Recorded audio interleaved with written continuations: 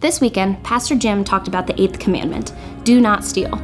If you missed this past weekend's message, I would encourage you to go back and get caught up on Meck's YouTube and the Meck app or through the on-demand library on our website. But back to stealing. Now, we all know the classic definition of this, which is to take what isn't ours. But we also explored a few different ways to interpret it, such as cheating or defrauding. As we walked through these different examples, a memory sprung to mind. In my early 20s, I had purchased a used car, seemingly in great condition. After having it for a few months, I found out that was not the case. It ended up being the worst purchase of my life, and it cost me more in repairs than it did to finance it in the first place. The breakdown happened so quickly, I was underwater before I even realized it. There was one month in particular, I was really struggling financially, and my car broke down. I couldn't get it fixed, and I didn't really tell anyone. I was too afraid of asking for help and looking vulnerable.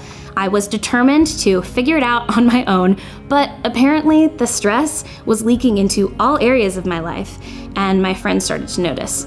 I had a good friend call me and ask me if I was okay, and that was the last straw. I broke down and I told them what was happening. They said, "Julia, how could you not mention this? You're not letting me help you." I don't know what response I thought I was going to get, but I certainly did not expect them to be mad at me. I was stunned into silence. She continued by telling me that I was taking away my friends and family's opportunity to help me by keeping this to myself. Essentially, I was stealing their moment to be generous. I had never really thought about it like that before. We talked for about an hour, and I was able to truly vent about everything going on. We hung up, and I was feeling better.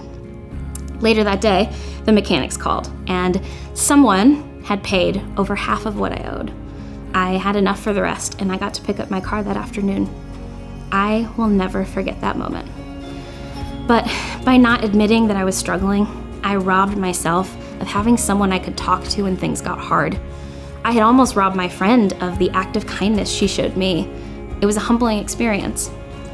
God wants us to come to Him in our struggle and come to our community when we've been beaten down. God has given us people in our lives who can help us get back up.